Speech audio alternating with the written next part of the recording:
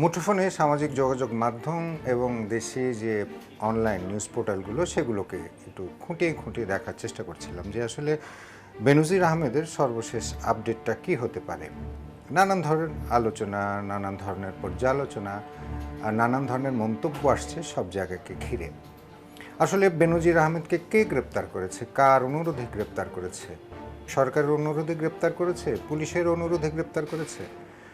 স্বরাষ্ট্রমন্ত্রী সংসদে বলেছেন যে বেনজির আহমেদ গ্রেপ্তার হয়েছে দুবাই পুলিশ, এনসিবি চিঠির মাধ্যমে নিশ্চিত করেছে বিষয়টি, এবং এনসিবি চিঠিতে লিখেছে যে 30 দিনের মাধ্যমে তাকে ফেরত নেওয়ার জন্য সকল ধরনের যে আইনি কাগজপত্র, তার বিরুদ্ধে যদি কোনো অভিযোগ থেকে থাকে এবং বেনজির আহমেদের বিরুদ্ধে যদি গ্রেপ্তারি পরোয়ানা থাকে সেটা আন্তর্জাতিক পর্যায়ের হতে হবে, যেমন ইন্টারপোল, এগুলো জমা দিয়ে 30 দিনের মধ্যে আবেদনটা করতে হবে। আমরা এটা জানি কম বেশি। আসলে বেনজির আহমেদকে কে গ্রেফতার করলো, কেন গ্রেফতার করলো?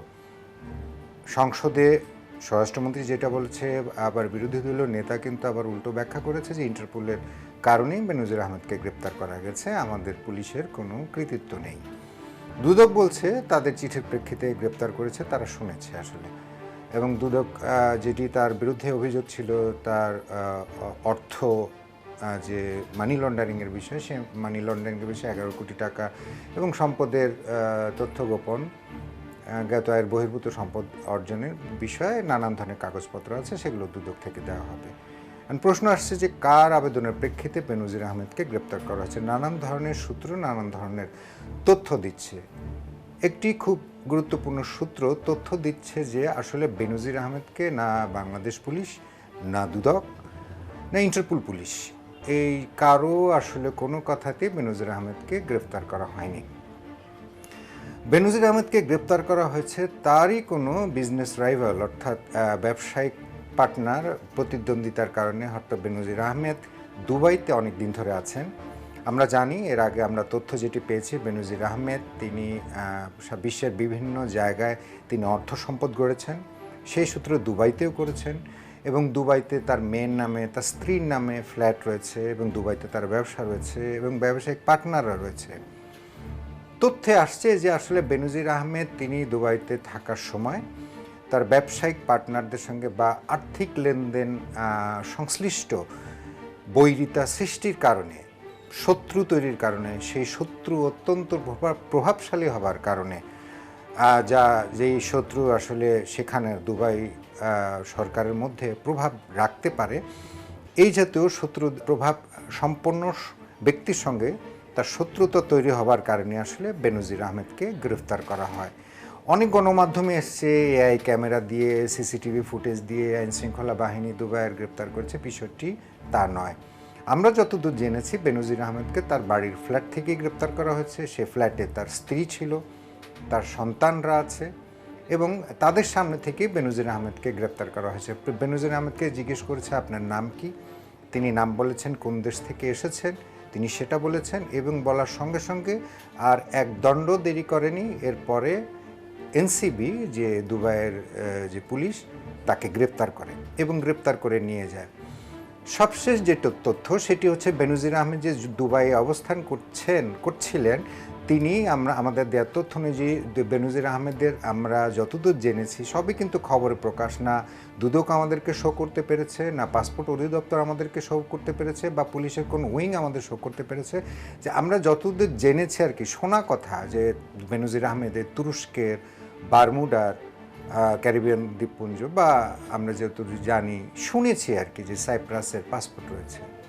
কিন্তু যেটি আমরা নিশ্চিত হয়েছে যে বেনজির আহমেদ যে দুবাই অবস্থান করছেন তিনি বাংলাদেশি পাসপোর্ট নিয়েই সেখানে ছিলেন, বাংলাদেশি পাসপোর্ট নিয়ে, ভিসা নিয়ে সেখানে অবস্থান করছেন। যদিও তার সেখানে সেকেন্ড হোম অর্থাৎ পিআর রয়েছে, পার্মানেন্ট রেসিডেন্স, যেটা গোল্ডেন ভিসা, নানান কিছু আছে দুবাইতে, সেগুলো রয়েছে, কিন্তু পাসপোর্ট তার বাংলাদেশি সবুজ পাসপোর্ট।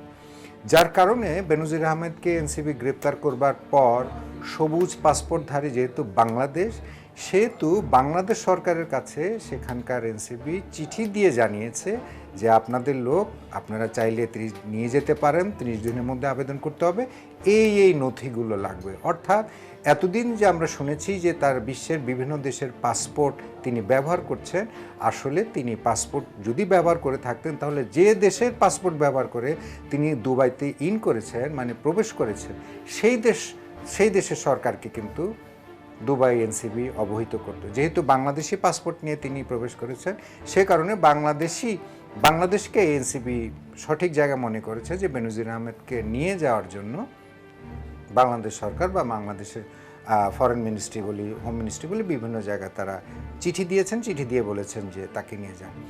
মজার ব্যাপার হচ্ছে, যদি এটা এনসিবি 12 জুন গ্রেপ্তার করেছে, আমরা যতদূর জানি চিঠি পেয়ে আলোচনা পেতে পেতে এটা প্রকাশ পেয়েছে 14 জুন। এখানকার যারা সংশ্লিষ্টতা রয়েছেন এই বেনজির আহমেদের ঘটনার সঙ্গে, তাকে গ্রেপ্তার বা তার বিরুদ্ধে যে গ্রেপ্তারি পরোয়ানা জারি হয়েছে, এই বিষয়গুলোর সঙ্গে যারা আদালত সহ অন্যান্য এখানকার স্থানীয় ইন্টারপোল, আমাদের বাংলাদেশের পুলিশ সদর দপ্তরে যে ইন্টারপোলের বিভাগ শাখা রয়েছে, সেখানে যে শাখায় এই আলাপ আলোচনা এটা করতে করতে আসলে 3 দিন লাগবার কথা না, অর্থাৎ প্রক্রিয়াটা তৈরি হতে সময় লেগেছে। তার মানে হচ্ছে যে এইখানকে দাবি করা হচ্ছে যে এখানকার আবেদনের প্রেক্ষিতে তাকে গ্রেপ্তার করা হচ্ছে, বিষয়টা তেমন না। তিনি সেখান থেকে নিজের কোনো পাতা ফাঁদেই বেনজির আহমেদ পা দিয়ে তিনি সেখানে গ্রেপ্তার হয়েছেন। আরেকটা সমস্যা হচ্ছে, বেনজির আহমেদ এখন যদি সেখানে প্রমাণ করতে পারে তিনি আসলে বাংলাদেশি সিটিজেন না, যদিও তিনি বাংলাদেশি পাসপোর্ট নিয়ে সেখানে প্রবেশ করেছেন, এখন তিনি যদি অন্য কোনো পাসপোর্ট নিয়ে শো করে দেখাতে পারেন যদি তিনি বাংলাদেশি সিটিজেন না, তাহলে কিন্তু সেখানকার লিগেল একটা মানে আইনি একটা জটিলতা তৈরি হতে পারে বেনজির আহমেদকে সেখান থেকে ফেরত আনার ক্ষেত্রে।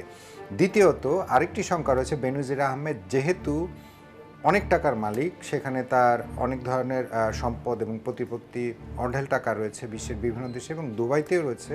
আমরা যতদূর জেনেছি যে দুবাইয়ের যে শীর্ষ আইনজীবী যাদের সঙ্গে দুবাইয়ের রাজপরিবারের সম্পর্ক রয়েছে, তাদেরকে আইনজীবী হিসেবে বেনজির আহমেদ নিয়োগ করতে পারেন, যার কারণে তিনি কোনো না কোনোভাবে সুবিধা আদায় করার একটা প্রচণ্ড চেষ্টা করতে পারেন। সেইটাও একটা বিষয় রয়েছে। আমাদের এখানে যেমন রাজনৈতিক পরিবারে বা যারা শাসন ব্যবস্থায় থাকেন তাদের প্রভাব যেমন অনেক ক্ষেত্রে আমরা দেখি, সেখানেও কিন্তু এই জাতীয় প্রভাব একটু কাজ করে। যদিও সবশেষ যেটা আসার কথা সেটা হচ্ছে দুবাই কর্তৃপক্ষ চায় যে বেনজির আহমেদকে আমরা যেন লিগেল চ্যানেলে, অর্থাৎ বাংলাদেশ সরকার যেন লিগেল চ্যানেলে সমস্ত যৌক্তিক কাগজগুলো দিয়ে নিয়ে আসতে পারে, সেটা কিন্তু তারা দিতে চায়। এখন আমরা নিতে চাই কি না, আমাদের নিতে চাওয়ার আগ্রহটা কতটুকু, সেই অনুযায়ী আমরা কাগজপত্র নথিপত্র দিতে পারবো কি না, সেখানে যদি বেনজির আহমেদ শক্তিশালী লয়ার রাখে, সেই লয়ারকে ডিফেন্ড করার মতো আমাদের পক্ষ থেকে কাউকে রাখা হবে কি না, আমাদের অ্যাম্বাসির কী ভূমিকা থাকবে, বা এখানকার আমাদের স্বরাষ্ট্রমন্ত্রী বা অন্যান্য পররাষ্ট্রমন্ত্রী বা সেখানকার যারা দুবাইয়ের যারা শাসকরা রয়েছেন তাদের সঙ্গে যোগাযোগ স্থাপনের উপর ভিত্তি করেই আসলে বেনজির আহমেদকে ফিরিয়ে আনা বা না আনার বিষয়টি নির্ভর করে। চাইলেই নিয়ে আসা যাবে, বিষয়টা অত সহজ না।